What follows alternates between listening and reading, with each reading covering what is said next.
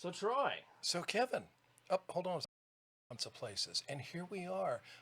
We're bringing back the Comics Online podcast. We've got like a whole video. We've got a real engineer in the background there. We've got magic happening. it's amazing how magic happens here at FXBG Public Radio in Fredericksburg, Virginia. I can't believe you got me all the way down here to Fredericksburg. My Well, you keep telling me you're from the South, God. Well, I am a Virginian, right?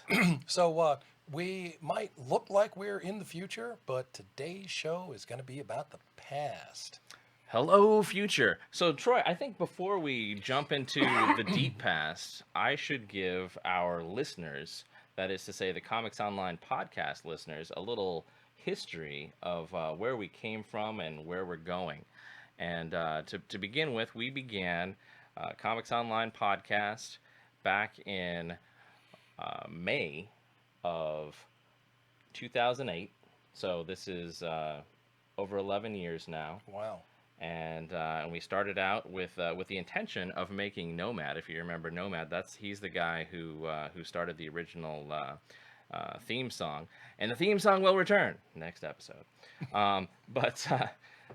We intended him to be my co-host, or in fact, he might have even been the host, and I might have been the co-host. I was just doing kind of engineering at the moment, but he brought Dune Murderous, that is to say, Dune McKay, along with him on that very first zero point 0.1 episode.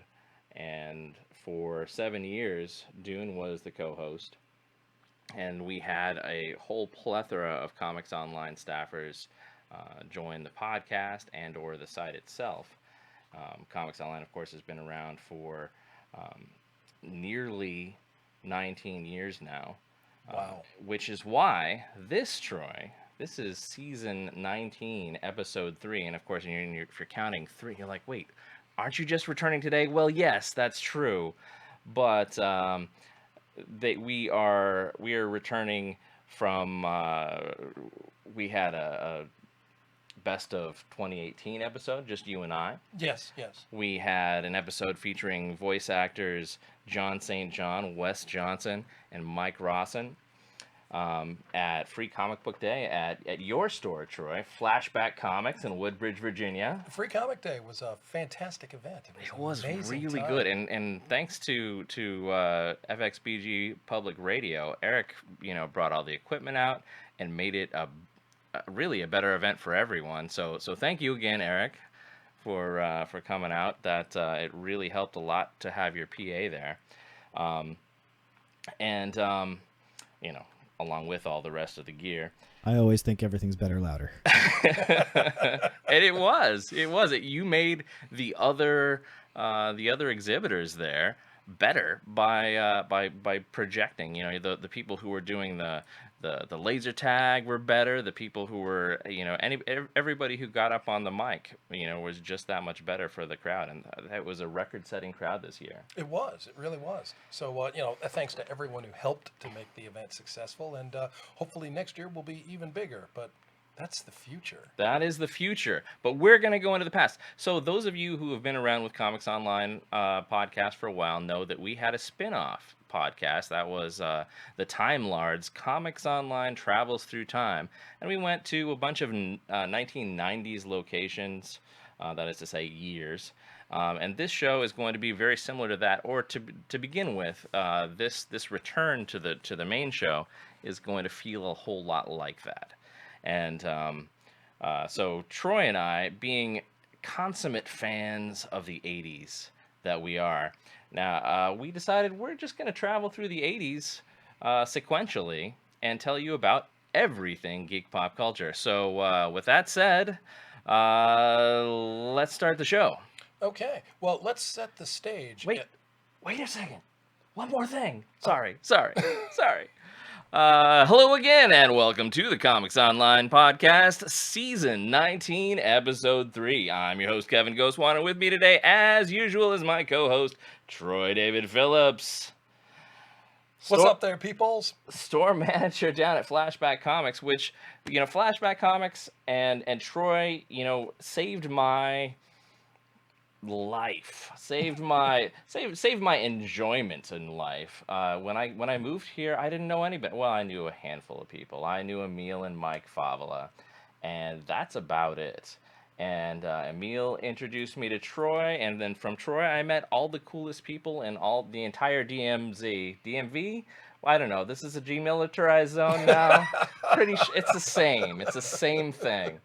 Um, and Nicolette's here, and we've got oh, this is good. This is good. Our regular Tuesday. By the way, those of you who don't already, listen to Troy David and me do our regular show down at Flashback every Tuesday night around about 7:15 p.m. on both Comics Online Facebook Live and Flashback Facebook Live. So Troy, So sorry. Kevin, so let's go ahead and let's set the stage. Now, so many people here. In the 1980s, I had just turned 14. Kevin here was what were you, 7? 7. 8? 7. Yeah. So that, but some of you are younger than that. So you might not know that in March of 1980, President Carter announced the boycott on the Olympic Games in Moscow. You might not know about the attack at the Iranian embassy in London that was resolved by the Special Air Services, British SAS. You might not remember that in May of 1980, The Empire Strikes Back was released in theaters. In September of 1980, John Bonham, the drummer from Led Zeppelin, tragically passed away. In November, we were all gathered around wherever we could gather around, talking about the Dallas episode and who shot JR. And then, of course, in December, unfortunately, December ends on a tragic note because that was the shooting death of John Lennon. That was 1980 in the real world. But there was a lot going on in the comic world. Certainly in the 1980s, we saw the advent of Capital City distributors. We had independent comic Reed Fleming first published. We saw Fantico publish the Fred Hembeck series. We had the 6th Atlanta Fantasy Fair and the first official in July, into the last week of July, first week of August, we had San Diego Comic-Con as we know it today. The first time it was called exactly that. Yeah. So, trademark official. Because back then we didn't have Facebook to make anything Facebook official. Oh, let's not go there, Troy. I'm in one of those little kind of squishy zones right now, so we don't wanna get that started in our personal Yeah, lives. but you know what? Kevin and I, we're real friends because we're Facebook official. We are Facebook official. Troy is like I said, we've been doing this for just over 5 years together, and Troy is a great friend and a great co-host. Collaborator. Now, for those of you that are watching on the others, unfortunately, I can't have this for us here at the Flashback Live, but there will be some image files that I will make available on the Flashback page later. I've made a little video montage, and I just have to put it together and put it up here. But let's go ahead and kick off here, Kevin. Let's talk about January. Certainly, in comics. January 1980. Going right into comics. So, by the way, when we do this, folks, we're going to when we do this travels through time sort of thing, we will go and we will hit comics, and who better to do comics with than Troy David? Because we're going to go deep on comics, and it'll be more comics than anything else. But then we'll also do. Troy is a huge music buff, and so he will also cover that. I will cover television and movies like I want to do. Video games, when applicable. 1980. Not Still a lot. kind of nascent, frankly. It was during the golden age, and so we're going to skip over that for now. I'm trying to remember. I think Space Invaders was available. Oh, of course it was. In the arcade, but what was it, 78, 79 that came out? yeah. Somewhere in that realm. But it's not like you can just say, oh, list of games that came out in 1980, and the list is not going to be particularly it's long. really not. And if it is long, it's not none of these titles. You're going to be, what is that? Yeah, really. But as far as big titles, I honestly didn't see anything that came out exactly in 1980. So we're going to skip that for this year. So what did I say? For me, television and movies. and events, because not only is there Comic Con, but there are other Comic Con. So we will touch on those slightly more heavily than Troy gave you already. But comics, folks. Troy. Yes, indeed. So, in January 1980, a couple of things happened. I was reading predominantly Marvel comics at the time, and I'm sporting a Marvel shirt because in 1980 I was solidly a Marvel kid. However, there were DC books, and there were good DC books. As a comic aficionado, I've gone back and I've looked at back issues, and I've gone back and collected things. I'll give you, for instance, Superboy and the Legion of Superheroes Yeah. officially ended at issue 259. Superboy left the book and then was spun into his own New Adventures of Superboy #1. The Legion of Superheroes took over the title and the series numbering, so the Legion of Superheroes went off on their own, but Superboy had Smallville-centric adventures, and there's a Kurt Schaffenberg cover right there. Dick Giordano was the inker at the time. Um, and that was one of many things happening with DC. But you and I think, would have been a little more concerned with two of Marvel's growing titles. One of them is actually their #1 book at the time, which, well, I guess actually their #1 book at the time was Star Wars. Uh, Hmm. yeah, really. But a strong contender would have been The Amazing Spider-Man and Amazing Spider-Man #200, Kevin. Wow. The 200th issue. This was, I was not normally an Amazing Spider-Man reader, but that particular issue, a friend of mine had said, hey, Spider-Man confronts the burglar that killed Uncle Ben. Is that the one with all the faces? In kind of, Yeah. and then Peter very centrally Yeah. or Yeah. Spider-Man very centrally in the center. Okay. So yeah, that was the thing, and so I bought that and read it, and I was like, this is really good. I don't know why I don't normally follow Spider-Man, not the Amazing anyway. I was actually more likely to pick up Peter Parker on a personal level, Okay. but also. January was Uncanny X-Men 129. Of course, at the time, we didn't differentiate Uncanny X-Men or X-Men, X-Men Legacy, Astonishing, Amazing, Blue, Gold, Red, because there was only one X-Men title. So we just called it the X-Men. And that was the first appearance of Kitty Pryde, Uncanny X-Men 129. And we battled the Knights of Hellfire and kick off the Hellfire Club saga, which leads into the Dark Phoenix saga. But that's where that started. You, of course, were half my age at the time. I was, in the 8th grade. I had a couple of comic reading friends, and between us, we were all pretty rock solidly Marvel collectors. I mean, I think I knew 2 people in my 8th grade year that actually read DC stuff on a regular. And so on the occasional, I'd see an occasional Flash or Green Lantern. At the time, I wasn't that enthusiastic about Batman or Superman, but Flash and Green Lantern I always thought were pretty cool. The Justice League of America, that was another thing. But what do you remember Uh, leading into your 7th birthday, and wow, here I am ready for what's that for you? First grade, second grade? I forget. mm, well, I was a little bit young for my grade, and so it was probably second grade. Now I definitely do remember the Empire Strikes Back, but that was later in the year. That wasn't to start out. But the things that I started out with comic wise were right around this time, and they would have been things like anything Spider-Man. I mean, I was Spider-Man from the get-go, really. Mm. And so whether it was Amazing or Peter Parker or perhaps Marvel Tales or Marvel Team Up, I'm not sure if those were going on in 1980, but uh, that's what I was into. Well, now some of you have actually seen the YouTube videos. I did a series on the ages of comics: the Golden Age, the Silver Age, the Bronze Age, Copper Age, and Modern Age. One of the points of demarcation when you move from one age to another can often be the first appearance of an important, significant character, or by the career shift of creative people, writers and artists, most especially. 1980 we saw the creators Marv Wolfman and George Perez migrate at different times and for different reasons, but they migrated from Marvel over to DC. And when they got to DC, they gave us the New Teen Titans.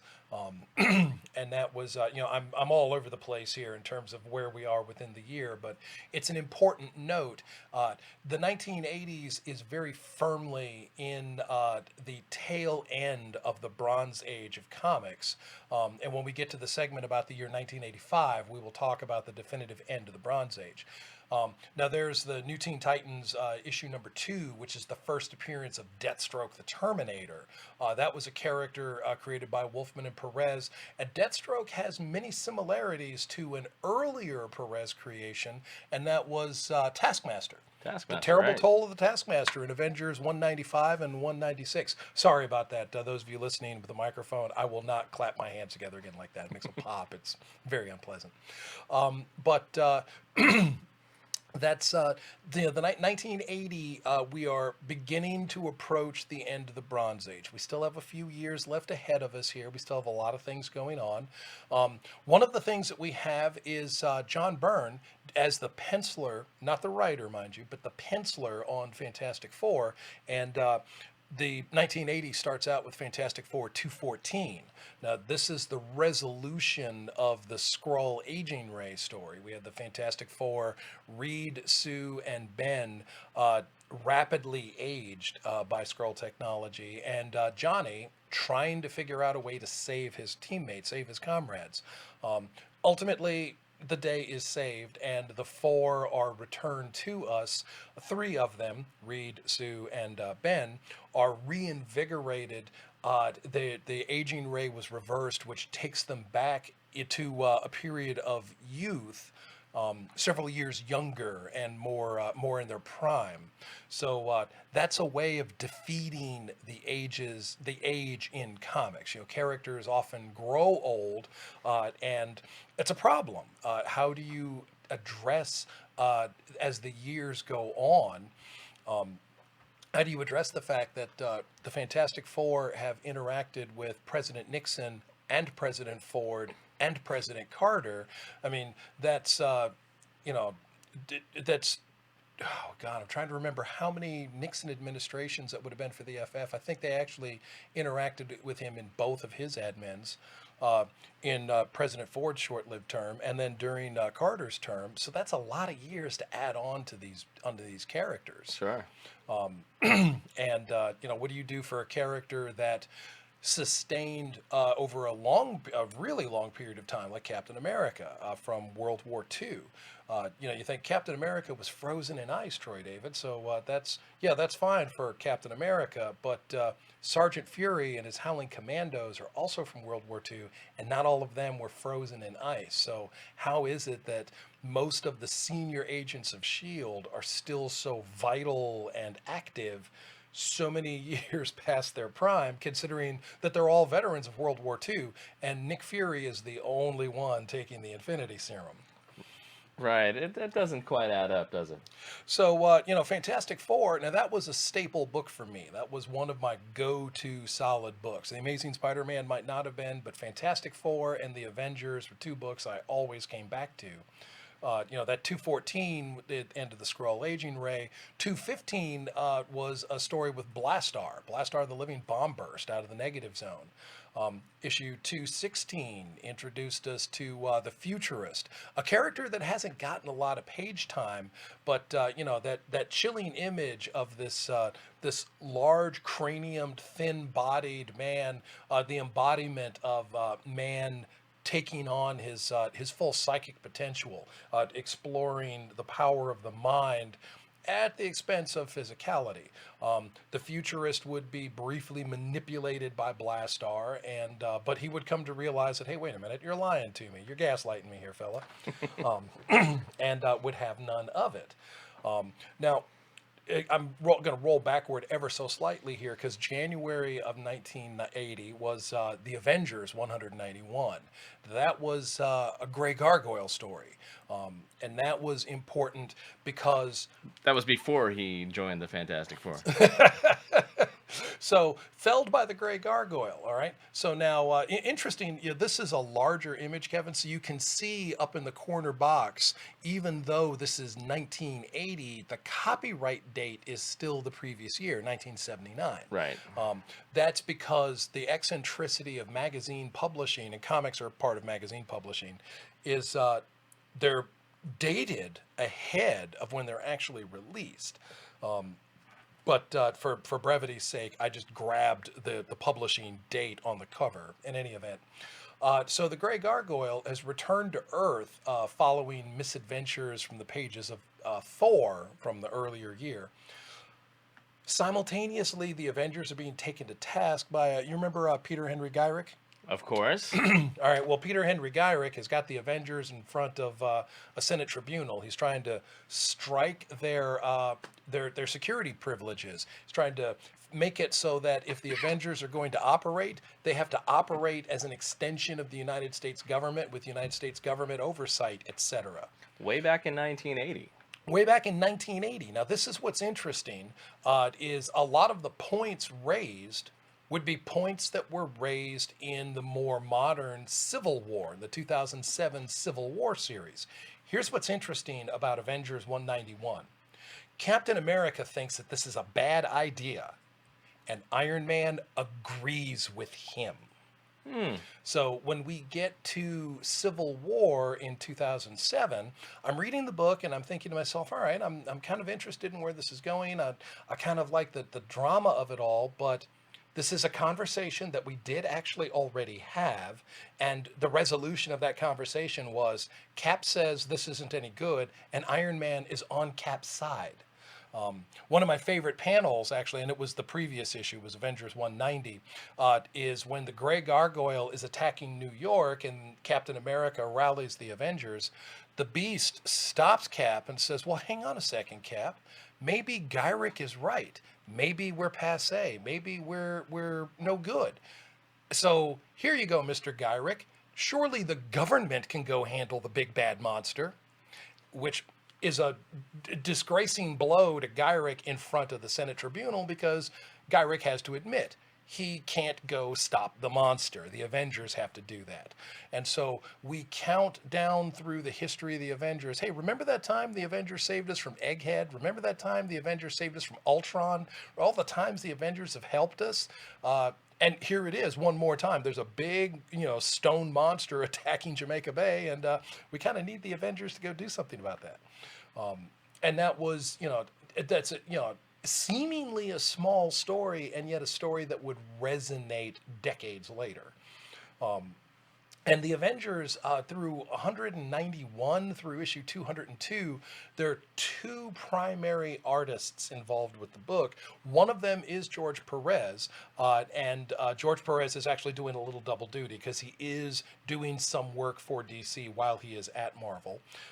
And the other artist is, in fact, John Byrne. Now, 191 was illustrated by John Byrne, and 190 before it was as well. There were some substitute artists in between, but for the most part, one of those two covered the book. And George Perez did a lot of the important stories like 195 and 196 with the Taskmaster, 198 and 199 with Red Ronin. Of course, the 196 there is the Taskmaster. We would see the Red Ronin. 197. Remember when we were stuck in the elevator? We're all cramped in the elevator. The Wasp, Yellow Jacket, and Ant-Man shrank themselves down to take up less room. Vision phased through the floor to take up less room. The Beast took Wonder Man to a concert, and they could double date, and they got mobbed out in front. I think it was a 1960s revival. The Beast thought that, hey, Wonder Man, you were big in the 60s. You'd like this stuff, right? So it was almost like a Brian Michael Bendis decompression issue. We just finished off 2 issues with the Taskmaster. We were at the Institute, the Solomon Institute, which was the Taskmaster's front for his criminal training academy. And this issue just kind of gave us a little lighthearted touch and a step back and a look at what happens when the Avengers kind of let their hair down, take their masks off, and relax. but it set up that the following two issues, 198 and 199, would bring back the giant robot Red Ronin. And Red Ronin would be under the control of a technician who was going to use Ronin to jumpstart a nuclear war between ourselves and Russia. He was going to, in essence, it was like like using a fire to break a fire. He was going to start this war so that it would happen now and alleviate devastation later. It didn't make any sense. The man was clearly not well, but the Avengers had to fight this 200-foot tall robot and shut it down. And Red Ronin was powerful enough to battle Godzilla. He was more than powerful enough to handle the Avengers. Now, a subplot that was running through this, though, was the mysterious pregnancy of Carol Danvers. You remember that one? I do.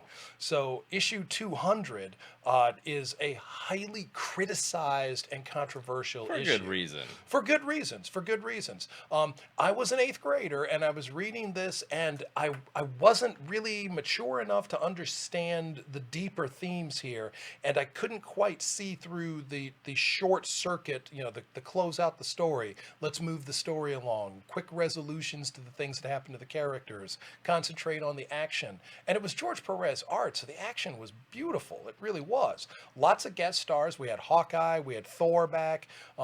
You can, if you could see the cover box lineup, you have the Beast, the Vision, Iron Man, the Wasp, Captain America, Wonder Man, and Ms. Marvel. But you also, yes, thank you. We also saw the Scarlet Witch as a guest appearance. We also saw Yellow Jacket as a guest appearance. We also saw Hawkeye and Thor. So George Perez liked to draw a lot of characters, and this is something that would follow him throughout his career. When he moves over to DC, he's going to spend some time doing the illustrations for the Justice League and the New Teen Titans, and these are both two fairly large teams of characters. I mean, the New Teen Titans was 8 members on a fairly consistent basis, and the Justice League, that could be a lot of, the old JLAs, that could be a lot of people. That number 200, though, for those that don't know, this is where Carol Danvers was mysteriously impregnated and delivered a child that rapidly advanced to adulthood, revealed that he, in fact, had traveled through time, in essence, that he had used the timelessness of limbo to kidnap Carol, bring her into limbo, make her fall in love with him, impregnate her with his own essence so that he could be born into the primaterial realm and remain here on Earth with her. The problem with this story is that It's super rapey. it is. It really makes Carol a victim, and Carol Danvers was otherwise a very strong leading character. Her own book, she was wearing the Black Lady Lightning costume. Her own book had ended the year before, so before she found her way into the Avengers, we saw 23 was the end of Ms. Marvel. But Carol was, generally speaking, a much stronger-willed, certainly strong physically, strong-willed, independent character. And this story took a lot of that away from her and really victimized her. It wasn't until we got Avengers Annual 10 that was very redemptive for Carol, despite the fact that Rogue had permanently stolen her powers and she had amnesia, and for quite a while she was relegated to being a supporting character in any other book, at least until the Binary days. True. But that is like 1982, 1983. We'll get there. We'll get there. I promise. I promise. But so the Avengers would go on. Issue 201, issue 202 are interesting because 201 is a spotlight on Jarvis. That is one of my favorite. I mean, obviously, this is post Big Bad. Right. This is the cleanup episode as indicated on the cover by his now very dated Hoover. Who has a canister vacuum like that anymore? Do you?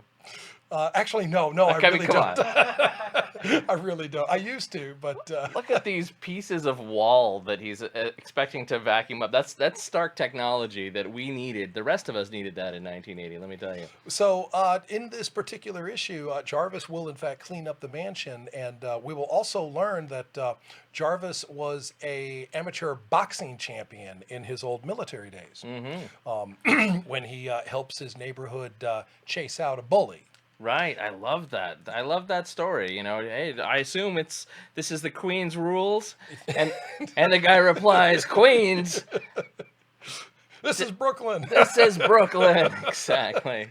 So, but the lead story is actually the return of Ultron. That we would see Ultron that we had not actually physically seen since issue 171. We thought that Ultron was dead in 171, but no, he managed to have a new body built. He managed to ensorcell the mind, if you will, of Tony Stark and have a new casing built for his indestructible body. We see on the front cover there, the Wasp has gone back to a classic red and blue costume there. The Wasp was a regular Avenger at the time, but her husband Hank was not. Hank was relegated to reserve status at the time. Hank was also Yellow Jacket at that point in time. But we would see Yellow Jacket return to the core of the Avengers. We would also see Ultron defeated before too terribly long, and that would be the departure issue for George Perez. Next time we saw Perez on a regular basis, it would unfortunately be for the other company. But New Teen Titans was fantastic. Well, it really was. It really was. Now, I'm just going to shoot through a few of the things that I was reading at the time. So we've got a few people over on the on my Facebook watch party over here. Enos from Lost in the Long Box says that he enjoyed that 201 issue as well. Oh, well, I'm sure a lot of people did. Jarvis may never be as beloved as Alfred Pennyworth, because let's face it, if you asked 50 people to vote for their favorite butler, I think Alfred is going to win probably by a heavy margin. But Jarvis is very much beloved. And let's face it, while Alfred has had to be the butler, the gentleman's gentleman to Batman, and that can't be easy, No. Jarvis had to do housekeeping duties when every single other Stark Mansion employee quit. That meant that Jarvis was cleaning and cooking, doing laundry and concierge, answering the phone, picking up the mail for the Hulk. Yeah. So, I'm sure, he spent some time with Captain America and teenage Rick Jones. I mean, come on. Do you think Rick Jones was the easiest person to have hanging around a mansion? He was not a man known for his Good manners. Well, good. I wasn't just responsibility. Yeah, really. Right. Really. I mean, he was the reason, for the Hulk, and because he was out screwing around on the testing range, right? Yeah, I've always wondered about that. Now we're jumping out of the 1980s to the 1960s for just a second, but Excuse us. We'll be right back. so Kevin, tell me something. Yes. Explain to me how, in the 1960s, on a top secret bomb testing site, that a teenager in a jalopy can drive past armed guards and get onto the test grounds, where he could be seen by cameras from the control room, but nobody else has cameras to see the test field? Well, here's the thing, Troy. I want to say, and I've been out to various locations out in the desert as this is set, and if there's just a little hole in the fence and some local knows where that hole is and wants to drive through it, in the 1960s, are they going to have cameras every couple hundred yards? No, they're not going to, because that doesn't make any sense. Well, but see, they had a camera. That's they how had a Banner camera. knew. They had a camera pointed at ground zero. But that's not where the car was. Wasn't the it? kid wasn't. He didn't know there was a bomb. He just knew that it was forbidden territory. So anyway, poor Rick Jones. Bruce Banner's got a. Can I throw something out there? Please, Yeah, sure. Eric. nuclear device Yes, testing sir. facility? Yeah. Yes, sir. EMPFX knocking out cameras? Oh, It hadn't gone off yet. It hadn't That gone was the off thing. yet, yeah. They were So filming. they wouldn't know yet that it would have that effect. Well, no. But the bomb hadn't gone off yet, and so the cameras wouldn't have been knocked out yet. So they wouldn't know that Yeah. the bomb would have had that effect. Possibly not. So they would have had because why even install the cameras if Well, you maybe knew... because you want to see that initial burst before the cameras are knocked out. Okay. Yeah. Or maybe you want to keep rowdy teenagers from sneaking onto your bomb site. Yeah. Maybe. Yeah. Hey, next time we're going to talk about how it is that Betty Ross, the general's daughter, gets to be in this top secret classified facility. Oh, I'm the general's daughter. I'm just going to walk around everywhere I want to go because I'm the general's daughter. Listen, I'm no General Troy, and Coraline has been some places. Let me tell you. Okay, she's a force of nature. Yes, Betty she Ross is. wasn't. So coming back to 1980, though, I was a fan of some of Marvel's licensed character works. Late 1979, we were about to get hit in the face with Star Trek: The Motion Picture. That was still in theaters in the early part of 1980. Well, I think that intro sequence began in 1979, and then we just started queuing up because we heard it was on, and then what I'm saying here is the movie is stupid long. Some of those scenes seem to go on for over a year. So when you were a kid, Kevin, when you were 7 years old, and I Yes, was sir. 14, did you have any of the toys from the Black Hole? Because that was Yes. another 1979. So did you have Old Bob and Vincent Maximilian? By the way, this is Flashback listeners. This is an R-rated show, just so you know. Yeah, the toys for your black hole is not what you're thinking. If you're not from the 1980s, we're talking about action figures from a Disney show, a Disney movie, which was Yes. frankly a little rough for a Disney movie. A live-action movie where folks were investigating a black hole and there were robots and stuff. And did I have any of the action figures? Yes, I had Maximilian, the red one. Yeah, the big four-armed, the big floater guy. The big floater guy. Did I have any others? At least one. Couldn't tell you which. So that was a film that actually starred veteran actor Maximilian Schell, and Roddy McDowall was the voice of Vincent. Slim Pickens was the voice of Old Bob. I don't believe they actually got credit in the film credits for their voices, though. Not to be confused with Old Greg. Then, of course, Anthony Perkins was in the film as well, and so was Ernest Borgnine. So there was some star talent in this film. Surprised it didn't do better than it did, but it had some flaws. I saw the movie more than once, and I read the novelization and did a book report in the 8th grade, in my 8th grade English class, on that book. I was in 2nd grade, Troy. I did no book reports until the 5th grade, and that was on, they had to drag me kicking and screaming to do a book report on something that I read regarding Harriet Tubman. Oh, my So goodness. I apologize, Harriet Tubman. I was just an angry 5th grader, and had never been taught how to write an essay. Well, Marvel had licensed product at the time. Now, I think it was Whitman that did the Black Hole comic. I think you're right. Yeah. And it didn't last very long, but they did have stories that went beyond the end of the movie. The end of the book and the end of the film are not exactly the same, but we do go through the event horizon and into the black hole and kind of into a parallel universe, an alternate reality, if you will. Right, and that's the alternate reality where Black Goliath is there to punch the evil in the face. Am I right? Is that the one? No, that's not that one. I'm pretty sure. But Marvel had licensed work of their own. They had the Shogun Warriors, and they had the Yeah. Micronauts. That's what I'm talking about. Both of those, Troy. You're gonna get and if you're one of those what was the Croyers tribe? The women had the bands that kept the babies in their bellies for 3 years until they were extra gestated, and so they're huge. Do you remember that? I vaguely do remember something Bill Mantlo wrote, and it made the childbirth sound terribly incredibly painful. The Acroyers, the race of the Acroyers, were very much like Klingons. Yeah. Like the reimagined Klingons we would see, again from Star Trek the motion picture and going forward. You think of this stoic, fierce warrior race, throwing themselves, against any opponent, any kind of environmental challenge, climb the highest mountain, swim the wildest river, et cetera, et cetera. That was the Acroyers, except they didn't have rivers. Their planet was kind of desolate. Yeah.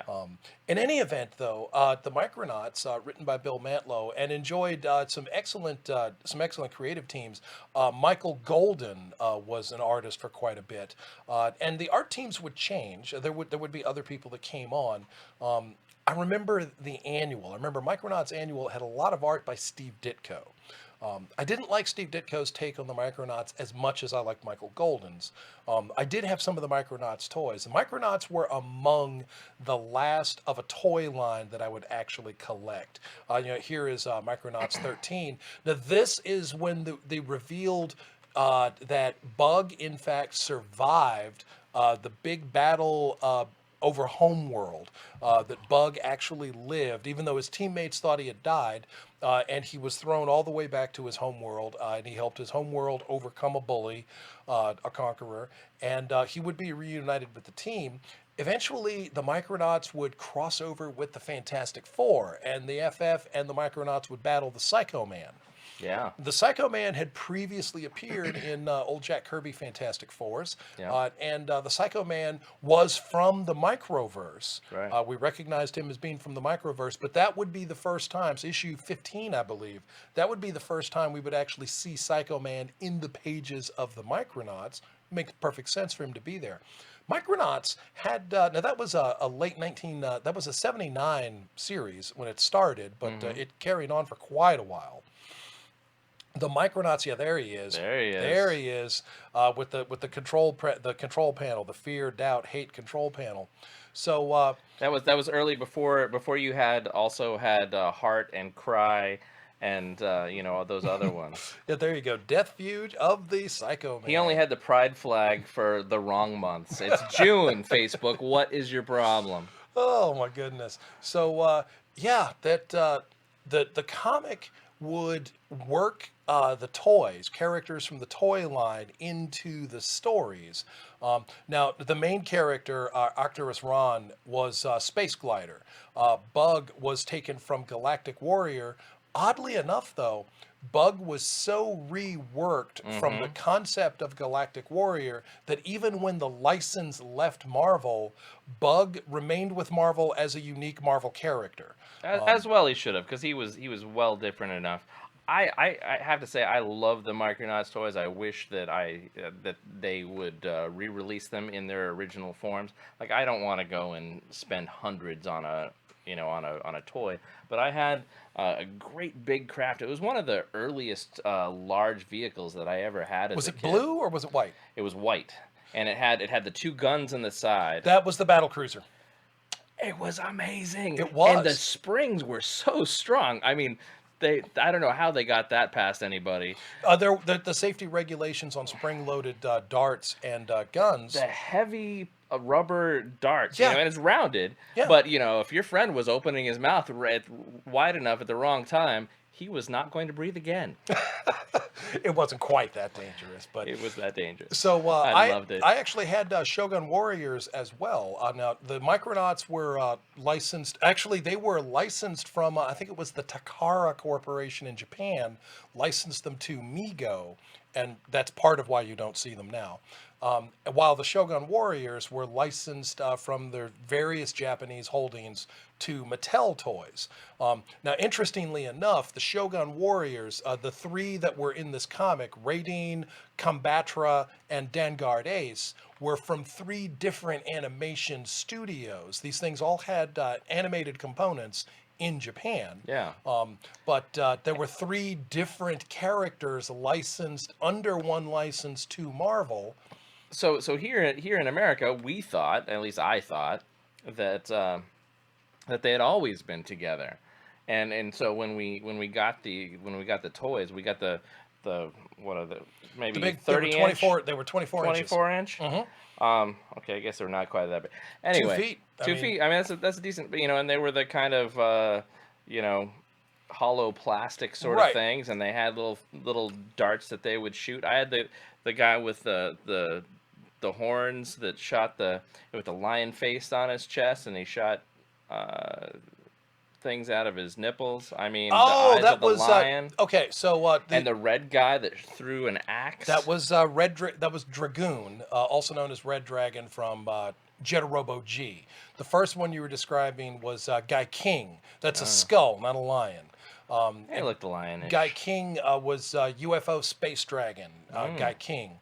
The others were Radine from Brave Radine, Mazinga. The robot was called Mazinga, but the series was actually Mazinger Z, and the successor series was Great Mazinger. And that was the one that you went on. That was the movie that we saw like That a year was. ago. We went to see Mazinger Infinity. It was a Fathom event. It was fantastic. It was, oh, I loved it. Troy was beside himself with glee. Really was. There were two of me, one right beside the other one. Kevin didn't know what to do with himself. Oh, Enos asks, do we remember when Godzilla was part of the Shogun Warriors toy line? Yes, yes. So Godzilla was the 4th edition, and Guy King was immediately afterwards of that. Godzilla, for some silly reason, was scaled to 23 inches when the others were 24. I don't know why that was, but the measurements on the box were very precise. In any event, there was actually marketed and manufactured in Asia was a Rodan. That Rodan didn't make it to the States on a mass marketing through Mattel. However, there were those who traveled to Asia who were able to buy them, and so they got purchased and brought back, brought across, from Hawaii to California and all the way across the country. So yes, actual Shogun Warrior Rodans do show up. No, they were not actually sold directly through Mattel at the time. But that's a whole nother thing. We could spend hours on the toys that made us. But I think somebody else already made that show. Yeah. So, so Micronauts Shogun Warriors, that was a thing. Television-wise, I know Kevin's going to talk a little bit more about television, but I got to say, I was one of those few people that was watching Galactica 1980. I was watching the second season of Buck Rogers in the 25th Century. That's some good stuff. I saw most of that stuff. Well, it's later. I will just say I did not like the second season as much as the first. The second season seemed a little Star Trek derivative. I did like the character Hawk, and I did like Hawk's spaceship. I kind of hated how Hawk ended up being the last survivor of his race so quickly into the series, that there would never be another one like him, but him and Buck are friends, and so that's okay. The voice actor for Twiki was changed mid-season. They brought Mel Blanc back for the second half of the season, but he was gone for the first part. The voice actor was noticeably different, and you and I had been brought in with Mel Blanc, so that's what we wanted. Sure. The Porky role... Pig or GTFO? Excuse me. The characterization for Wilma Deering was also a little flatter.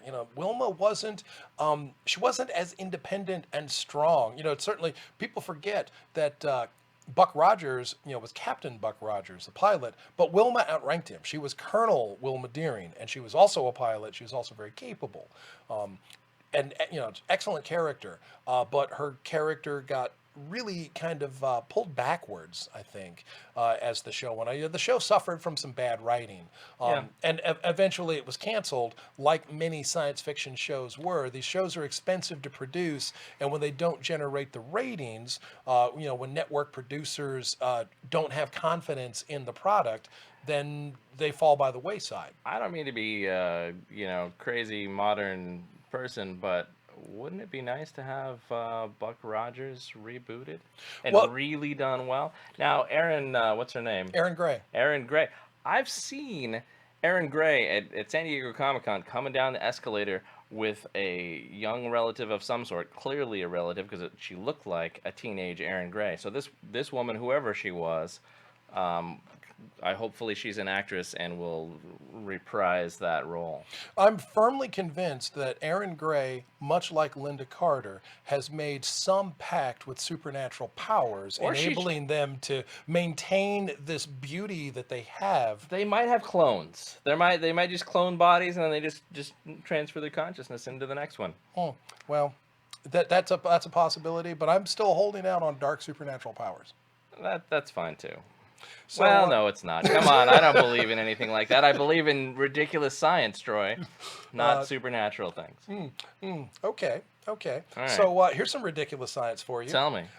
So 1980 Mm-hmm. was very, very much a time of reprint books. Mm-hmm. Now, you might say that, oh, why is Marvel putting out so many reprint books? Actually, this is a good idea. This was a good thing because for a reader like myself, I was a youngster that hadn't read those 1960s comics. And so this was how I saw early issues of the Avengers or the Fantastic Four or the Submariner, and onwards. So there were comics like Amazing Adventures, which were reprinting the Stan Lee, Jack Kirby Uncanny X-Men of the early 1960s. There were books like Marvel Super Action that was reprinting the Avengers. I remember that was when I first read Death Be Not Proud, where the Avengers travel back in time and learn the fate of Bucky. This is also where I read the reprint of the first appearance of the Vision, where I read the reprint of the first appearance of Adamantium, where Ultron covered himself in the metal. The first appearance of the Squadron Sinister, and so on and so on.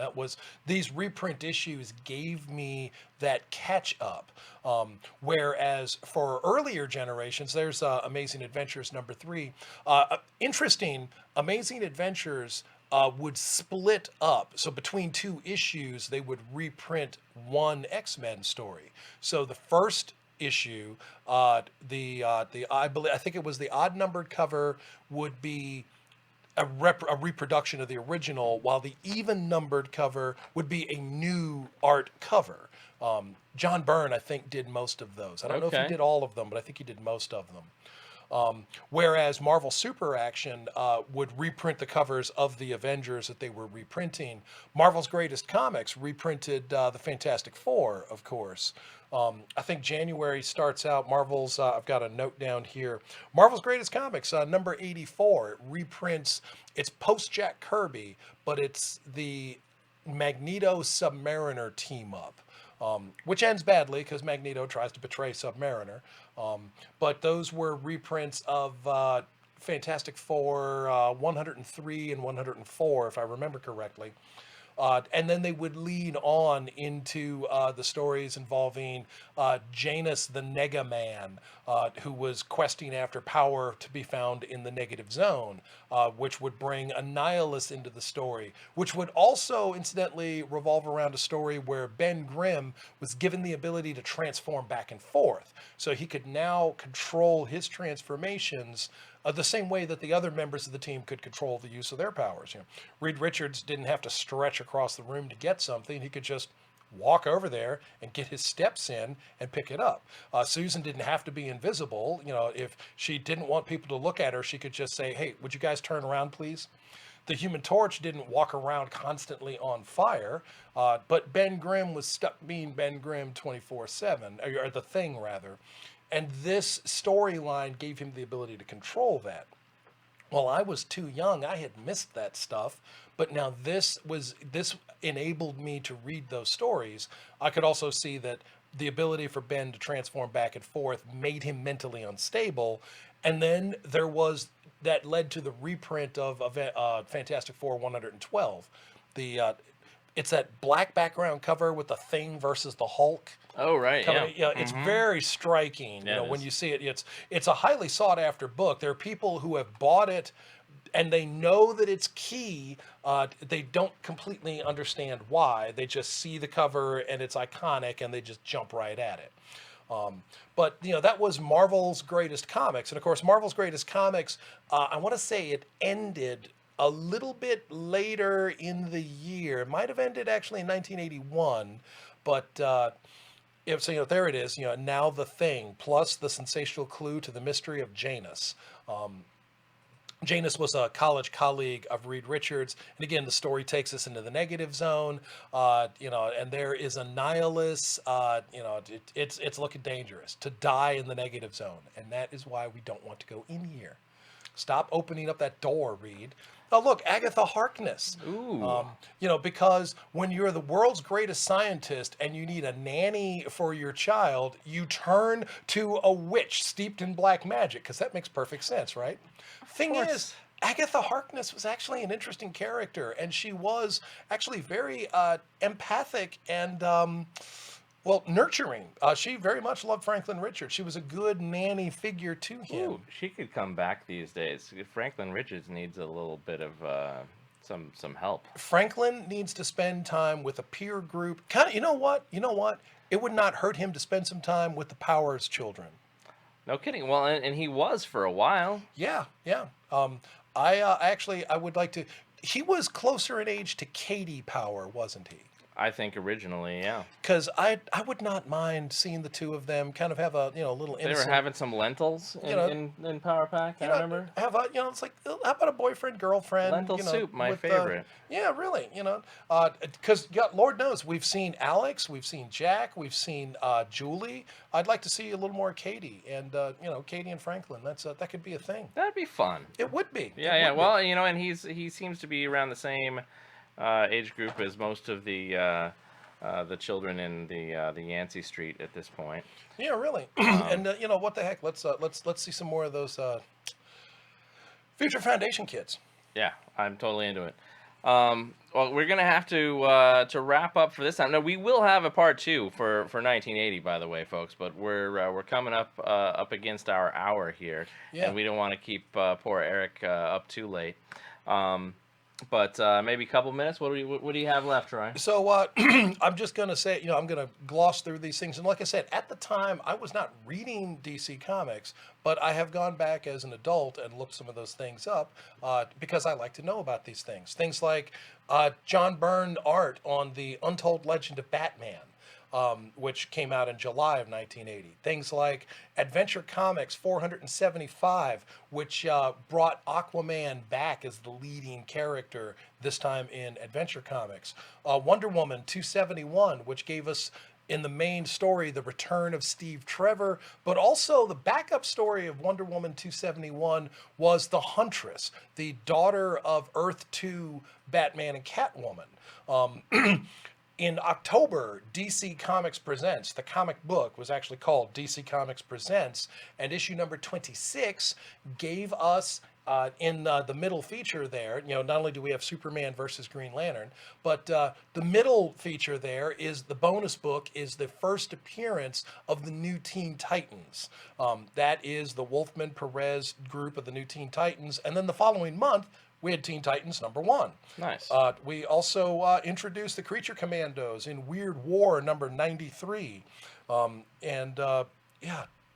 much happening. There's a lot of stuff. I noticed. I was looking through some milestones for comics in 1980, and noticed that we had number 100 of Marvel Team Up, and that was the Spider-Man and Fantastic Four versus Karma. Yes. Who I didn't realize this was before, but before New Mutants. Yes. Karma had made her first appearance, and then the New Mutants graphic novel and New Mutants #1. I don't know exactly how the timing on this one works out, because Rain Sinclair had... she had made an appearance, but I don't recall where it fell in time.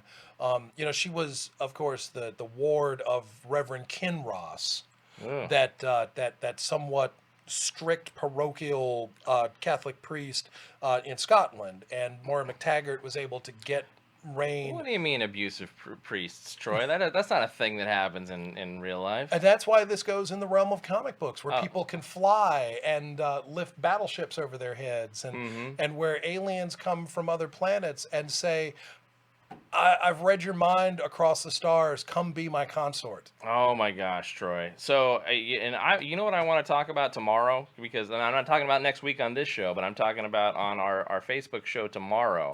For the Flashback Top 5, you can reach us on both Troy's channel, the Flashback Comics. Just look it on up on Facebook. Be sure to like and share that as well as this, because we're new, we're back, and we're weekly. It won't be exactly this time, but we're going to settle into a time, but we will be weekly here every week at FXBG Public Radio, thanks to the magic of the internets and the magic of EK the DJ. And we will, but of course, as per usual, every week we will be down at Flashback, or at least maybe at my house, but we'll be at within the spirit of Flashback anyway, talking about our top 5 comics. So each week I talk about my top 5 most anticipated comics of that week, and Troy talks about his top 5 comics that you might ought to catch up on. And it's a lot of good fun, and it is much shorter than a show. It generally tends to be about 15 to 25 minutes. We occasionally run it to a half an hour, let's be honest. Oh, we do occasionally, but that's kind of around 20 minutes is the general amount of time. And anyway, so we'll be doing that tomorrow. And what you just reminded me of, Troy, is I've read a couple of the big event books. I read the finale of Heroes in Crisis, which now I think maybe the book didn't suck. It was so hard to get into, but we'll get into that tomorrow. And also, oh my gosh, the Watchmen book, what's it called? Doomsday Clock. Doomsday Clock is amazing, and we're going to talk about that tomorrow, because that's going to be one of my picks. Yeah, so we might not actually do a whole-on top 5. We might just spend half an hour talking about Doomsday Clock and Heroes in Crisis. Okay, so if you like those, please let us know. And if you're like, hey, look, don't spoil me, why don't you just talk about this week's books? Tell us that too. Follow us on all the social medias. Comics Online is our stuff. Troy's got his stuff when it comes to Flashback Comics as well. But we're back, kids.